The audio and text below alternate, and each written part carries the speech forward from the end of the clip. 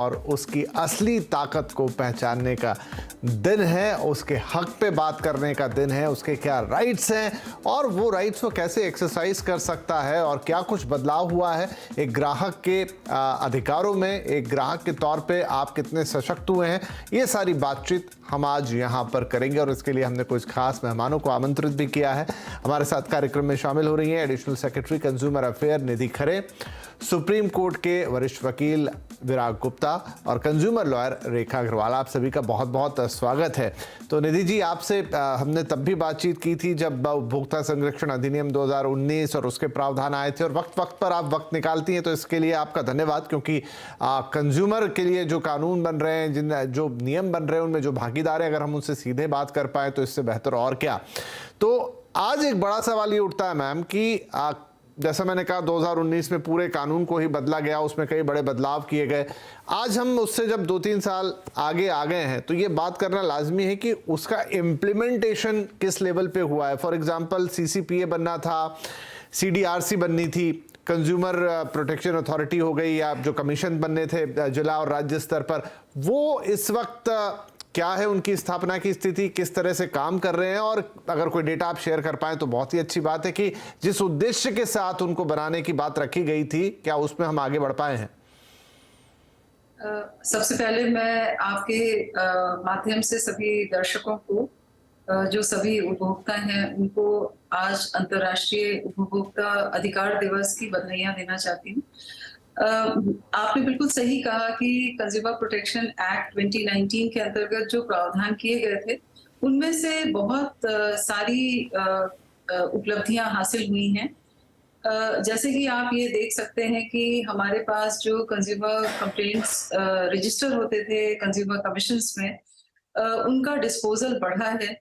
पिछले साल जुलाई से हर माह 100% से भी अधिक डिस्पोजल हुआ है, और एक महीने में तो 142% का डिस्पोजल हुआ है। हम लोगों ने लोक अदालत लगवाई, मध्यस्थता के माध्यम से भी हम लोगों ने आपसी सहमति के साथ कंज्यूमर केसेस का निष्पादन करवाया। तो ये एक कदम है, बहुत ही कारगर कदम है कि आज कम से कम कंज्यूमर कमीशंस जो उपभोक्ता हैं उनके हितों की संरक्षण करते हुए दिखाई दे रहे हैं।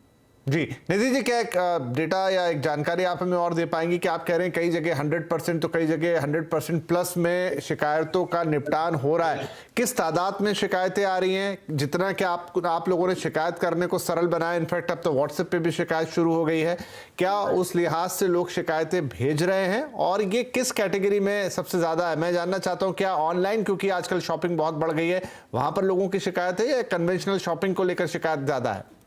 मैं आपको बताना चाहूंगी कि जो ऑल्टरनेट डिस्प्यूट रेजोल्यूशन का एक जो कारगर पहलू है, वो प्री लिटिगेशन स्टेज का भी है।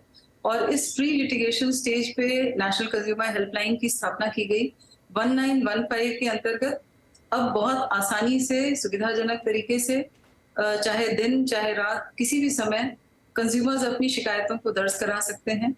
अगर इसकी तुलना की जाए तो 2017 में जितने डॉकेट्स रजिस्टर हुए थे, लगभग 34,000, आज वो मोर देन डबल हो चुके हैं। तो हमारी चेष्टा ये भी है कि हम अधिक से अधिक उपभोक्ताओं को उनको सेवा दे सकें। और इसके साथ साथ हम लोगों ने आर्टिफिशियल इंटेलिजेंस के टूल्स को लगाया है, हमने टेक्नोलॉजी का सहारा लिया है। आज बहुत सारे जो कंप्लेनेंट्स बेसिकली सिर्फ जिज्ञासावश या अपनी जागरूकता बढ़ाने के लिए भी जो करते थे, उनको भी हम लोगों ने इंश्योर किया है कि वो भी चैट बॉट के जरिए उनकी जो संदेह है उसका निष्पादन हो सके। जैसा कि जानते ही हैं कि कोविड रिस्ट्रिक्शन के दौरान जिस तरह से ई-कॉमर्स पर लोगों की डिपेंडेंसी अधिक बढ़ी है, तो ऐसे में लाजमी है कि जो शिकायतें हैं वो भी ई-कॉमर्स से रिलेटेड अधिक हुई हैं। तो 2018 में जबकि ई-कॉमर्स पे शिकायतें जो हैं लगभग 22% थी, वो आज बढ़ करके 43% हो गई हैं।